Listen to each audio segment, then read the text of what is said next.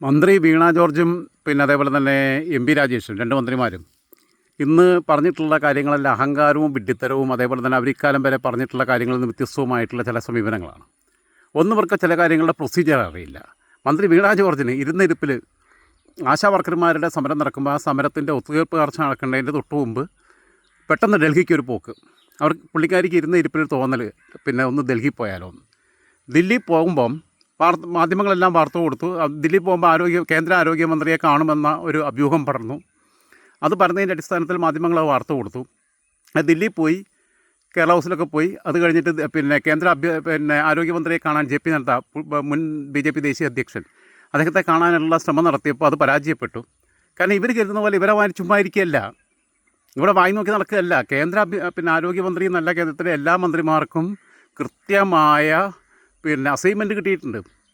എല്ലാ ആഴ്ചയിലും അവർ കേന്ദ്ര ക്യാബിനറ്റ് മന്ത്രിമാരും സഹമന്ത്രിമാർ ക്യാബിനറ്റ് മന്ത്രിമാർക്ക് റിപ്പോർട്ട് ചെയ്യണം. ക്യാബിനറ്റ് മന്ത്രിമാർ ആ ആഴ്ചയിലെ ഓരോ അപ്ഡേറ്റ്സും PMOയ്ക്ക് നൽകണം.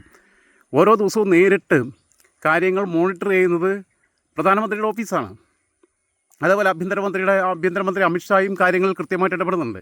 അങ്ങനെ വരുമ്പം ഇവിടുത്തെ പോലെ കുത്തഴിഞ്ഞ ഒരു അവസ്ഥയല്ല ഉള്ളത്. കാണുന്നവനെല്ലാം വളരെടുത്തവനെല്ലാം വെളിച്ചപ്പാടെന്നുള്ള സ്ഥിതി അവിടെ ഇല്ല. അവനവൻ്റെ ഏരിയയിൽ മാത്രം ഫോക്കസ് ചെയ്യുക. ഇപ്പം തന്നെ മുഹമ്മദ് റിയാസ് PWD വകുപ്പ് മന്ത്രി, അദ്ദേഹം മദ്യനയത്തിനകത്ത് കയറി ഇടപെടാൻ നോക്കി. എക്സൈസ് വകുപ്പ് മന്ത്രി MP രാജേഷാണ്. പക്ഷേ ഇടക്കാലത്ത് അതിനകത്ത് കയറി കൈകടത്താൻ വേണ്ടി ശ്രമിച്ചത് നമ്മൾ കണ്ടു. അങ്ങനെയുള്ള കൈകടത്തലുകൾ, അനാവശ്യമായിട്ടുള്ള ഇൻ്റർഫിയറിങ്സ് ഒന്നും അനുവദനീയമല്ലാത്ത രീതിയിൽ കൃത്യമായി മോണിറ്റർ ചെയ്താണ് ഓരോ മന്ത്രി ഇരിക്കുന്നത്. ഇല്ലെങ്കിൽ എടുത്ത് മാറ്റും, അടുത്ത മന്ത്രിയെ കൊണ്ടുവരും, റീപ്ലേസ് ചെയ്യും, റിസൈൻ ചെയ്യാൻ പറയും, അടുത്ത ദിവസം അടുത്ത ആളെ കൊണ്ട് സത്യപ്രതിജ്ഞ ഏൽപ്പിക്കും. അങ്ങനെ കൃത്യമായിട്ടുള്ള ഭരണമാണ് കേന്ദ്രത്തിലുള്ളത്. അങ്ങനെയുള്ള സമയത്ത് തോന്നുന്ന പോലെ ഡൽഹിക്ക് തന്നെ പോയി കഴിഞ്ഞാൽ അവിടെ JP നദ്ദ വാതിലും തുറന്ന് സ്വീകരിക്കുന്ന കരുതിയത്. പുള്ളിക്കാരി കരുതിയത് നിർമ്മലാ സീതാരാമൻ കേരള ഹൗസിൽ വന്ന് ഗവർണറുമായിട്ട് അതേപോലെ മുഖ്യമന്ത്രിയായിട്ടൊക്കെ ചർച്ച നടത്തിയ പോലെ പുള്ളിക്കാരി അങ്ങ് വിളിച്ച് ആദരിച്ച് വിടുന്ന, വേണമെങ്കിൽ നരേന്ദ്രമോദിയും വിളിച്ചു കൊണ്ടുപോയി പൊന്നാടി അണിയിച്ച് വിടുന്ന എഴുതിയിട്ടുണ്ടാവും. അതല്ല പണിയുന്നേ. വീണ ജോർജ് ഇത്രയും വിദ്യാഭ്യാസമുള്ളതല്ലേ, മാധ്യമരംഗത്ത് വന്നതല്ലേ, മാധ്യമപ്രവർത്തകരോട് എങ്ങനെ പെരുമാറണം എന്നുള്ളത് പഠിക്കണ്ടേ? വീണ ഇക്കാലം ഈ MLA ആവുന്നത് ആറന്മുളയിൽ നിന്ന് 2016 MLA ആവുന്നതിന് തൊട്ട് മുമ്പ് വരെ വീണ ചെയ്തിട്ടുള്ള പണിയല്ലേ മാധ്യമപ്രവർത്തനം. അത് ഇന്ത്യ വിഷൻ പോലെയുള്ള മാധ്യമത്തിൽ പല വാർത്തകളും നല്ല രീതിയിൽ കൊടുക്കുകയെന്ന പല വാർത്തകളും ഉത്തരവാദിത്വമില്ലാതെ മുക്കുകയും ചെയ്തിട്ടുള്ള ഒരു ചാനൽ, അവസാന ചാനൽ തന്നെ പൂട്ടിക്കെട്ടി. അങ്ങനെയല്ലേ ഒരു വീണയുടെയും ജേർണലിസത്തിൻ്റെ ചരിത്രം. പക്ഷേ വീണയുടെ ഇൻ്റർവ്യൂസൊക്കെ നല്ലതായിരുന്നു. ഞാൻ അരുന്ധതി റോയായിട്ടുള്ള ഇൻ്റർവ്യൂ ഒക്കെ കണ്ടിട്ടുണ്ട്. വളരെ വളരെ നല്ല മനോഹരമായിട്ടുള്ള ഇൻ്റർവ്യൂ ആയിരുന്നു. പക്ഷേ വീണ അഹങ്കാരിയായി മാറി. അത് ഒരു ഉദ്യോഗസ്ഥൻ്റെ, എക്സ്പ്ലോസീവ് വകുപ്പിലെ ഒരു ഉദ്യോഗസ്ഥനെ സ്ഥലം മാറ്റുന്നതുമായി ബന്ധപ്പെട്ട് ഏതാനും വർഷങ്ങൾക്ക് മുമ്പുള്ള വീഡിയോ ഒക്കെ ഞാനൊക്കെ ഡൗൺലോഡ് ചെയ്ത് വെച്ചിട്ടുണ്ട്. ഞാനന്ന് അതിനെക്കുറിച്ച് സ്റ്റോർ ചെയ്തിരുന്നു.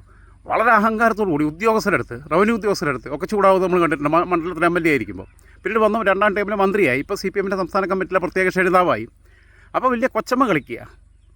പറയുന്നത് കപ്പലിനൊരു കപ്പിത്താനുണ്ട്, കപ്പൽ ആടി ഉലയുകയില്ല എന്ന് പിണറായി വിജയനെ സ്തുതിച്ചതിൻ്റെ പ്രത്യുപകാരമായിട്ടാണ് പിണറായിക്ക് സ്തുതി കേട്ട് കഴിഞ്ഞാൽ പൊക്കി പറഞ്ഞാൽ പുള്ളിക്ക് വലിയ ഇഷ്ടം. അതുകൊണ്ടാണല്ലോ കാരണഭൂതൻ എന്ന് പറഞ്ഞപ്പം ഊറിച്ചിരിച്ചുകൊണ്ട് കാരണഭൂതൻ എന്ന് വിളിച്ചവർക്കൊക്കെ അവാർഡ് കൊടുക്കാതിരുന്നത് ഭാഗ്യം. പുള്ളി അങ്ങ് സ്വീകരിച്ചു. ഇരട്ടച്ചങ്കെന്ന് വിളിച്ചപ്പോൾ അതും ആസ്വദിച്ചു. ഇപ്പോൾ നാട്ടുകാർ മുന്നിട്ട് ട്രോളുമ്പം ഇത് തെറിവിളിയാണെന്ന് മനസ്സിലായി മറ്റവർ വിളിച്ചത്. പുള്ളി കരുതി എന്തോ വലിയ അവാർഡ് കിട്ടിയാണെന്ന് കരുതിയേ. അപ്പോൾ ആ രീതിയിലുള്ള സാധനങ്ങൾ. അപ്പം ഈ കപ്പിത്താൻ എന്നൊക്കെ വിളിച്ച് ആടി ഉലയുകയില്ല, കപ്പിത്താനുണ്ടെന്നൊക്കെ പറഞ്ഞപ്പോഴത്തേക്ക് പുള്ളി അങ്ങ് പൊങ്ങിപ്പോയി. പണ്ട് സാഹിത്യ അക്കാദമിയുടെ സെക്രട്ടറി ആയിരുന്ന M കുട്ടിക്കൃഷ്ണൻ പറഞ്ഞൊരു ഉപമയാണ് എനിക്ക് ഓർമ്മ വരുന്നത്. ഈ സ്പേസിലേക്ക് പരീക്ഷണാർത്ഥം നായ്ക്കളെ വിട്ടതിനെക്കുറിച്ച് ക്ലാസ് എടുത്തതിന് ശേഷം ടീച്ചർ കുട്ടികളോട് ചോദിച്ചു, കാരണം അപ്പം ഇതിൽ നിന്ന് നിങ്ങൾക്ക് എന്ത് മനസ്സിലായി? അപ്പോൾ നമ്മുടെ ശാസ്ത്രം ഇത്രയും വികസിച്ചു എന്ന് മറുപടി പറയും കുട്ടികൾ. നമ്മൾ ബഹിരാകാശം വരെ കീഴടക്കുന്നു എന്ന, കാരണം ബഹിരാകാശത്തേക്ക് പരീക്ഷണാർത്ഥം പട്ടികളെ അയക്കാനും മാത്രം നമ്മുടെ ശാസ്ത്ര സാങ്കേതിക വിദ്യ വളർന്നിരിക്കുന്നു എന്ന മറുപടിയാണ് ടീച്ചർ പ്രതീക്ഷിച്ചത്. പക്ഷേ കുട്ടി എഴുന്നേറ്റ് നിന്നിട്ട് പറഞ്ഞു, പൊക്കാനുള്ള ആളുണ്ടെങ്കിൽ ഏത് പട്ടിക്കും അത്രയും പൊങ്ങാന്ന്.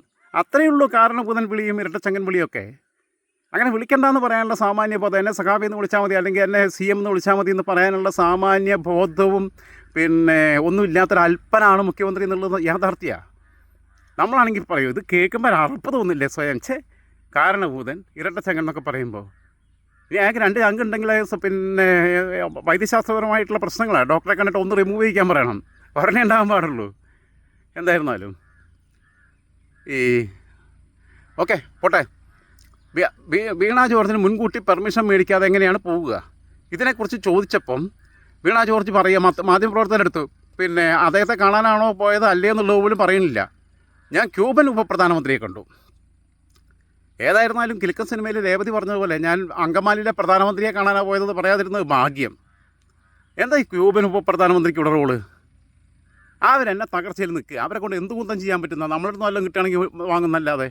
പിന്നെ വേണമെങ്കിൽ ഇപ്പോഴത്തെ സാഹചര്യത്തിൽ ലഹരി മാഫിയൊക്കെ പിന്നെ ഇത്രയും പിടിമുറിക്കിയ സ്ഥിതിക്ക് കേരളത്തിൽ ക്യൂബയുമായി അതുമായി ബന്ധപ്പെട്ട ആരോഗ്യവകുപ്പുമായിട്ട് ബന്ധപ്പെട്ട പിന്നെ ആലോചന നടത്താവുന്നതാണ്. ക്യൂബയുടെ ഒരു കാലഘട്ടത്തിലെ ഏറ്റവും വലിയ വരുമാനം നിങ്ങൾ ആലോചിച്ച് നോക്കേണ്ടത് ഒപ്പിയമായിരുന്നു. നമ്മുടെ കഞ്ചാവിൻ്റെ വേറെ വേർഷൻ കുറച്ച് കൂടിയ ഇനം, മുന്തിയ ഇനം, രാജവെമ്പാല ഒപ്പിയായിരുന്നു. ഒപ്പിയം ഏറ്റവും കൂടുതൽ കൃഷി ചെയ്തിരുന്ന ഒരു കാലത്ത് ക്യൂബയിൽ, ഇപ്പോൾ അഫ്ഗാനിസ്ഥാനിലാണ് അതിൻ്റെ കൃഷി കൂടുതലെന്ന് എനിക്ക് തോന്നുന്നത്. പിന്നെ കൊളംബിയ പോലെയുള്ള പ്രദേശത്ത്, കൊളംബിയയിൽ എല്ലാ സാധനങ്ങളും ഉണ്ട്. ലോകത്ത് തന്നെ ഏറ്റവും വലിയ മയക്കുമരുന്നിൻ്റെ ഹബ്ബായിട്ടുള്ളത്, കാരണം അവിടെ നിന്ന് പിന്നെ ഏറ്റവും കൂടുതൽ കള്ളക്കടത്ത് കിടക്കുന്നത് കൊളംബിയയിൽ. മയക്കുമരുന്ന് രാജാക്കന്മാർ തമ്മിലുള്ള അവരാണ് തീരുമാനിക്കുക കൊളംബിയ ആര് ഭരിക്കണം, ആരൊക്കെ ഏതൊക്കെ സ്ഥാനത്തിരിക്കണം എന്നുള്ളത്. അത്ര കണ്ട് പിടിമുറുക്കിയിട്ടുള്ളതാണ് മയക്കുമരുന്ന് മാഫിയ. അമേരിക്കയൊക്കെ അതുകൊണ്ടാണ് അതുവഴി കുടിയേറുന്ന ആൾക്കാരെയൊക്കെ ഒഴിവാക്കുന്നത് പരമാവധി. അതങ്ങനെ ഈ പിന്നെ ക്യൂബ, ഇനിയിപ്പോൾ ക്യൂബയായിട്ട് ആരോഗ്യവകുപ്പായിട്ട് ബന്ധപ്പെട്ട്, കാരണം നമ്മളെ പല മെഡിസിനകത്തും ഈ കഞ്ചാവിൽ നിന്നുള്ള കണ്ടൻ്റ് ഉണ്ട്, അതേപോലെ തന്നെ ഒപ്പിയത്തിൽ നിന്നുള്ള കണ്ടൻ്റ് ഉണ്ട്. ലഹരി മരുന്നുകളിൽ നിന്നെല്ലാം പിന്നെ മെഡിസിന് വേണ്ട ആവശ്യമായിട്ടുള്ള ഘടകങ്ങൾ സ്വീകരിക്കാറുണ്ട്. അപ്പോൾ നല്ല കഞ്ചാവ് അല്ലെങ്കിൽ നല്ല ഒപ്പിയം ഒക്കെ ഇവിടെ കൃഷി ചെയ്യാൻ, എന്നിട്ട് അതിൽ നിന്ന് ആരോഗ്യവകുപ്പിന് സ്വന്തം ഡിസ്റ്റിലറീസ് തുടങ്ങാനൊക്കെയുള്ള പ്ലാൻ ഉണ്ടെന്നുണ്ടെങ്കിൽ നല്ല കാര്യം എന്നേ എനിക്ക് പറയാൻ പറ്റുള്ളൂ. അത് മാത്രമല്ല ചണ്ടി വേണമെങ്കിൽ ഇവിടെ ആൾക്കാർക്ക് കൊടുക്കും ചെയ്യാം, കാരണം ഇപ്പോഴും കിട്ടുന്നത് ചണ്ടിയാണ്. ഈ ഉത്തരേന്ത്യയിൽ അവർ വാറ്റിയെടുത്ത് ഹെറോയിൻ്റെ അല്ലെങ്കിൽ അതിൻ്റെ പിന്നെ ബൈ പ്രോഡക്ട്സ് അതിൻ്റെ വേണ്ടിയിട്ട് പിന്നെ വാറ്റിയെടുത്തിട്ട്, അല്ല ഫൈനൽ പ്രോഡക്റ്റ് ശരിക്കും പറഞ്ഞാൽ അങ്ങനെ പറയണ്ടേ, ഇതിൽ നിന്ന് ഉപയോഗിച്ചുകൊണ്ട് ആവശ്യമായിട്ടുള്ള മയക്കുമരുന്ന് വാറ്റിയെടുത്തതിന് ശേഷം ബാക്കി വരുന്ന ചണ്ടി എലിവിഷം ഉൾപ്പെടെയുള്ളത് ചേർത്തുകൊണ്ടാണ് വീണ്ടും ഉണക്കിയിട്ട് രണ്ടാമതെ പാക്ക് ചെയ്തിട്ട് ഇങ്ങോട്ട് അയക്കുന്നത്.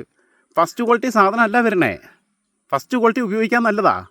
ഇപ്പോൾ പല യൂറോപ്യൻ രാജ്യങ്ങളിലും കഞ്ചാവ് വീട്ടിൽ പിന്നെ അവരുടെ ആവശ്യത്തിന് വേണ്ടിയിട്ട് മാത്രം, വിൽപ്പനയ്ക്കല്ല, വീട്ടിൽ വളർത്താൻ ഇത്ര എണ്ണം വരെ വളർത്താനുള്ള പെർമിഷനുണ്ട്.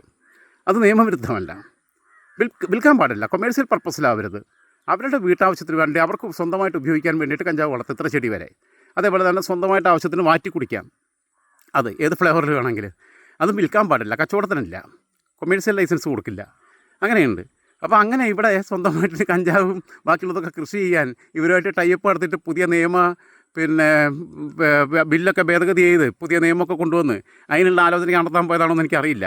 പിന്നെ എന്താ ക്യൂബയുടെ ചരിത്രം? ഫിദൽ കാസ്ട്രോ മാറി, അയാൾ ആരോഗ്യ അവസ്ഥ തകരാറിലാവണ വരെ പുള്ളി ഭരിച്ചു. പുള്ളി ബാറ്റൻ കൈമാറുന്ന ആർക്കാ? ഇവിടെ ഇരുന്ന് കുടുംബവാഴ്ചയ്ക്കെതിരെ സംസാരിക്കുമ്പോൾ മനസ്സിലാക്കണം, അദ്ദേഹത്തിൻ്റെ സഹോദരൻ റൗൾ കാസ്ട്രോയ്ക്കാണ് ഭരണം കൈമാറിയത്. ഈ ചരിത്രം ഒന്നും അറിയാതെ ഇവിടെ ഇരുന്ന് ചങ്കിലെ ചൈന, ചങ്കിലെ ക്യൂബ എന്ന് പറയും. ക്യൂബ ഇന്ത്യയായിട്ട് യുദ്ധം നടത്തുമ്പോൾ തന്നെ ആ സമയത്ത് പോലും ചൈനയ്ക്ക് അനുകൂലമായിട്ട് നിലപാട് സ്വീകരിച്ചവരാണ് കേരളത്തിലെ ഈ കമ്മ്യൂണിസ്റ്റുകാരെന്ന് പറയുന്ന കപട കമ്മ്യൂണിസ്റ്റുകാരെന്നല്ല അവർ. കമ്മ്യൂണിസ്റ്റ് മാനിഫെസ്റ്റോ വായിച്ച് എത്ര ഉണ്ടാവും അതിനകത്ത്? ഉണ്ടായിരുന്ന പി ഗോവിന്ദപിള്ള മരിച്ചുപോയി, പിന്നെ എം എ ബേബിക്ക് അത് വായിച്ച് വട്ടായിപ്പോയി തോന്നുന്നു. എം പി ഗോവിന്ദ മാഷ് അത് വായിച്ചിട്ടുണ്ടോ എന്നുള്ളത് അറിയില്ല, നമ്മുടെ അപ്പം മാഷ്. പിന്നെ എം പി രാജേഷ്, മന്ത്രി എം പി രാജേഷിൻ്റെ അടുത്ത പ്രസ്താവന, വീണ ജോർജ് എന്ന് കാണിച്ച് ഭയങ്കര അഹങ്കാരമാണ്, പറയണത് ഒരു യാതൊരു യുക്തിയില്ല. വീണ ജോർജിന് ഇരുന്ന ഇരിപ്പിൽ ഡൽഹി പോയിട്ട് ചായ കുടിച്ച് പോരണം തോന്നിയതാണെന്നുണ്ടെങ്കിൽ അതിൻ്റെ ചിലവ് വീണ ജോർജിൻ്റെ സ്വന്തം കയ്യിൽ നിന്ന് എടുക്കണം. സംസ്ഥാന ഖജനാവിന് സംസ്ഥാനത്തിനൊരു ഗുണമില്ലാതെ ഇത്രയും കടക്കണിയിൽ നിൽക്കുമ്പോൾ ഇത്രയും ആ യാത്രാ ബാധ്യതയും അതിൻ്റെ അനുബന്ധ ചിലവുകളും കൂടി ഉണ്ടാക്കി വെച്ചിട്ടുണ്ടെങ്കിൽ അതിൻ്റെ റിസൾട്ട് എന്താ? റിസൾട്ട് ഓറിയൻറ്റഡ് അല്ല എന്നുണ്ടെങ്കിൽ അത് ആ പൈസ അവരുടെ നിന്ന് ഈടാക്കണം. എന്തിനാണ് ഇവിടുത്തെ ഞാനും നിങ്ങൾ ഉൾപ്പെടുന്ന ജനങ്ങൾ സഹിക്കേണ്ടത്? പണ്ട് ഇവൻ 2022 റിയാസ് ഫ്രാൻസിലെ പാരീസിൽ പോയി ലോക ടൂറിസം മേളയ്ക്ക്. ഇനി ഫ്രഞ്ചുകാർ മുഴുവൻ അങ്ങോട്ട് വരുന്നതാണ്. ഇവൻ ചെന്നുകൊണ്ടാണെന്ന് തോന്നുന്നു ഫ്രഞ്ചുകാരുടെ വരവ് താരതമ്യേന കുറഞ്ഞു അതിന് ശേഷം. കാരണം ഇവൻ്റെ നാട്ടിലേക്കാണല്ലോ പോകേണ്ടതെന്നുള്ളതുകൊണ്ട് ഇവർ ടൂർ ഓപ്പറേറ്റിംഗ് കമ്പനികൾക്കൊന്നും ബുക്കിംഗ് കിട്ടാതെയായി. ഇതാണ് സ്ഥിതി. ഇന്നത്തെ കാലത്ത് ടൂറിസത്തെക്കുറിച്ച് പഠിക്കാനും ടൂറിസത്തിലെ ആളുകളെ ആകർഷിക്കാനും ഒക്കെ ഇൻ്റർനെറ്റ് യുഗമാണ്. അപ്ഡേറ്റഡ് ആവണ്ടേ? ഇത് ഇൻ്റർനെറ്റിൽ തപ്പിയാക്കിയിട്ട് ഇൻ്റർനെറ്റ് വഴി ഇതിൻ്റെ മാർക്കറ്റിംഗ് നടക്കും. കേരളത്തിലെ മാർക്കറ്റിംഗ് നടക്കും. കേരളത്തിലെ മാർക്കറ്റിംഗ് നോക്കിക്കഴിഞ്ഞാൽ ഇവർ തപ്പിക്കഴിഞ്ഞാൽ ആദ്യം തന്നെ കിട്ടുന്നത് ക്യാമ്പസുകളിലെ കൊലയും ഈ കഞ്ചാവ് വേട്ടയും ഇവിടുത്തെ കല്ലേറും സമരവും രാഷ്ട്രീയ കൊലപാതകങ്ങളും റോട്ടിൽ മുഴുവനുള്ള ഈ പോസ്റ്റ് ഒട്ടിക്കലും ഇതുമൊക്കെ കാണുമ്പോൾ ആരെങ്കിട്ട് വരിക? വന്നു കഴിഞ്ഞാൽ സുരക്ഷയുണ്ടോ മര്യാദയ്ക്ക്? അതുകൊണ്ടാണ് ടൂറിസം മേഖലയിൽ എന്ത് കുതിപ്പാണ്ടായത് എനിക്കറിയില്ല. പിന്നെ എം പി രാജേഷ് പറഞ്ഞത്, എം പി രാജേഷ് സമരങ്ങളിലൂടെ കടന്നു വന്ന ഒരാളാണ്. എം പി രാജേഷ് പറയുകയാണ് രാഷ്ട്രീയ സമരമാണ് ആശാവർക്കർമാരുടെ സമരം. എല്ലാത്തിനും ഉണ്ട് രാഷ്ട്രീയം എന്ന് പറഞ്ഞു കഴിഞ്ഞാൽ അത് നിശ്വാസത്തിൽ പോലും ഉണ്ടാവും. എല്ലാത്തിനും ഒരു രാഷ്ട്രീയമുണ്ട്. അവർക്ക് രാഷ്ട്രീയം ഉണ്ടെങ്കിൽ അത് പിന്നെ നിലനിൽപ്പിന് വേണ്ടിയിട്ടുള്ള രാഷ്ട്രീയമാണ്, ജീവിക്കാൻ വേണ്ടിയിട്ടുള്ള രാഷ്ട്രീയമാണ്. കക്കാനും മോഷ്ടിക്കാനും വഞ്ചിക്കാനും പിന്നെ കോഴ വാങ്ങാനും ഒന്നുള്ള രാഷ്ട്രീയമല്ല. എക്സാലോജിക്ക് കമ്പനി നടത്താൻ അവർ മുഖ്യമന്ത്രിയുടെ മക്കളല്ല. അവർക്കെല്ലാവർക്കും അത് പോയിട്ട് കടലാസ് കമ്പനികൾ ഉണ്ടാക്കി കമ്മീഷൻ അടിച്ചു മാറ്റാനുള്ള രാഷ്ട്രീയമല്ല, അല്ലെങ്കിൽ ഊരാളുകളെ പോലെയുള്ള രാഷ്ട്രീയമല്ല. തൃശ്ശൂരെ മറ്റേ കരുവന്നൂർ ബാങ്കിനെ പോലെ പാവപ്പെട്ടവൻ്റെ ചികിത്സയ്ക്ക് വേണ്ടി മാറ്റി വെച്ചിരിക്കുന്ന, മക്കളെ കെട്ടിക്കാൻ വേണ്ടി മാറ്റി വെച്ചിരിക്കുന്ന പൈസ എടുത്ത് പൂട്ടടിക്കുന്ന രാഷ്ട്രീയമല്ല. പണിയെടുത്തിട്ട് രാവിലെ തൊട്ട് വൈകുന്നേരം വരെ വെയിലും കൊണ്ട് നടന്ന് ഓരോ വീട്ടിലും കയറി ഇറങ്ങി അന്വേഷിച്ച് നടക്കുന്ന ആശാവർക്കർമാർ സമരം നടത്തുന്നത്. അതും 10-50 വയസ്സായ സ്ത്രീകൾ വരെയുണ്ട് അതിനകത്ത്, 50-55 വയസ്സായവർ വരെ. അവർ സമരം നടത്തുമ്പോൾ അതിനെ സമരങ്ങളിലൂടെ വളർന്നു വന്നു എന്നൊക്കെ പറയുന്ന, ചോരച്ചാലുകൾ നീന്തിക്കയറിയ എന്നൊക്കെ പറയുന്ന വിദ്യാർത്ഥി പ്രസ്ഥാനത്തിലൂടെ SFIയിലൂടെ യുവജന പ്രസ്ഥാനമായ DYFIയുടെ ഒക്കെ അഖിലേന്ത്യാ പ്രസിഡൻ്റായിരുന്ന കുളാണ്ടറായിരുന്ന ആളാണ് എം പി രാജേഷ്. കുറച്ച് വിവരമുള്ള ആളാണെന്ന് കരുതിയത്. ഇനി വിവരം ഉണ്ടായിട്ട് മന്ത്രിമാരാകുമ്പോൾ ഇവരെല്ലാം കിളി മാറി പോകുന്നതാണോ എന്ന് എനിക്കറിയില്ല. അതോ ബേസിക്കലി അടിസ്ഥാനപരമായി വിവരം ഇല്ലായിരുന്നു, വിവരം ഉണ്ടെന്ന് നമ്മളെ തോന്നിപ്പിച്ചതാണോ എന്ന് എനിക്കറിയില്ല. സത്യം പറഞ്ഞാൽ ഭയങ്കര കൺഫ്യൂസഡാണ് അവർ. പ്രതീക്ഷ ഉണ്ടായിരുന്ന ഒരാളാണ് എം പി രാജേഷിനെ കുറിച്ച്. ഒരു ഉത്തരവാദിത്വം ഇല്ലാതെയല്ലേ എം പി രാജേഷ് പറഞ്ഞ് അരാഷ്ട്രീയതയുടെ വക്താവായിട്ട് മാറുകയല്ലേ ചെയ്തത്. വലതുപക്ഷ രാഷ്ട്രീയമല്ലേ മുന്നോട്ട് വെച്ചത്. അവർ പിന്നെ രാഷ്ട്രീയമൊക്കെ വിട്ടിട്ട് പിന്നെ എന്താ ചെയ്യേണ്ടത്? വിട്ടുപെട്ടിരിക്കണോ? പണിയെടുക്കാതിരുന്നാലും പൈസ കൊടുക്കാമെന്ന്, പക്ഷേ ഞമ്മൻ്റെ പാർട്ടിക്കാരാവണം, അത്രയേ ഉള്ളൂ. മന്ത്രിമാരുടെ സ്റ്റാഫിനെ തോന്നുമ്പോൾ പിന്നെ റീപ്ലേസ് ചെയ്യുക. 2 വർഷം കഴിഞ്ഞാൽ പെൻഷൻ കിട്ടും. അതിന് വേണ്ടിയിട്ട് 2 വർഷം കഴിയുമ്പോൾ ഒരു ബാച്ചിനെ മാറ്റിയിട്ട് അടുത്ത ബാച്ചിന് എടുക്കുക. ഇവരുടെ പെട്ടി ചുമക്കുന്ന, ഇവരെ നാട്ടിൽ ഇംഗ്ലാവ് വിളിക്കാനും ഇവർക്ക് പറയുമ്പോൾ കൊല്ലാൻ പോകാനും മറ്റ് രാഷ്ട്രീയക്കാരെ കൊല്ലാൻ പോകാനും ഒക്കെ പോകുന്ന കൊട്ടേഷൻ സംഘങ്ങളെ മന്ത്രിമാരുടെ സ്റ്റാഫുകളിൽ 2 ടേം എടുക്കുക. അവർക്കെല്ലാം പെൻഷൻ കൊടുക്കണമെങ്കിൽ നമ്മുടെ എതിരാകുന്ന എന്താ ആദ്യം എടുത്തോമാർ തന്നെ. ശരിക്കും പറഞ്ഞാൽ മന്ത്രിമാർക്ക് എന്തിനും ഇത്രയും സ്റ്റാഫ് ചോദിച്ചിട്ടുണ്ട് മുമ്പൊരിക്കൽ ആരിഫ് മുഹമ്മദ് ഖാൻ. ഈ രാജ്യം മുഴുവൻ നോക്കുന്ന കേന്ദ്രമന്ത്രിമാർക്ക് 15 സ്റ്റാഫാണ് ഉള്ളത്. അപ്പോഴാണ് ഈ കേരളത്തിൻ്റെ ഇന്ത്യയുടെ തെക്കേ അറ്റത്ത് ഒരു പാവയ്ക്ക പോലെയുള്ളൊരു ചെറിയ സാധനം കേരളം, അവിടെയുള്ള ഈ കുണാണ്ടർമാർക്ക് മന്ത്രിമാർക്ക് 25-30 വരെ സ്റ്റാഫ്, പേഴ്സണൽ സ്റ്റാഫ്, അവർക്ക് ശമ്പളം, അത് കഴിഞ്ഞിട്ട് ആജീവനാന്ത പെൻഷൻ 2 വർഷം ഇരുന്ന. ഇവിടെ മറ്റേ സർവീസിൽ കയറി കഴിഞ്ഞാൽ 10-30 വർഷം ജോലി ചെയ്യണം. എന്തായിരുന്നാലും ഈ വൃത്തികേടുകൾ ഇവർ കൊണ്ടേ കാണിക്കുന്നു, ഇവർ മത്സരിച്ച് വിവരക്കേടുകൾ പറയുന്നു, ഇവർ മത്സരിച്ച് ഈ നാടിനെ കൊള്ളയടിക്കുന്നു എന്നുള്ളതാണ് സത്യം. ഇത് കാണുമ്പോൾ സങ്കടമുണ്ട്. EMSനെയും AKGയും പിന്നെ ഒക്കെ പോലെയുള്ള ഒരു കെട്ടിപ്പടുത്തൽ പ്രസ്ഥാനത്തിൻ്റെ പിന്തുടർച്ച അവകാശപ്പെടുന്ന ആളുകളിൽ നിന്ന് ഉത്തരവാദിത്തമില്ലാത്ത ഇത്തരം പെരുമാറ്റങ്ങൾ ഉണ്ടാകുമ്പോൾ പ്രതികരിക്കാതിരിക്കാൻ വയ്യാത്തത് കൊണ്ടാണ് പ്രതികരിക്കുന്നത്.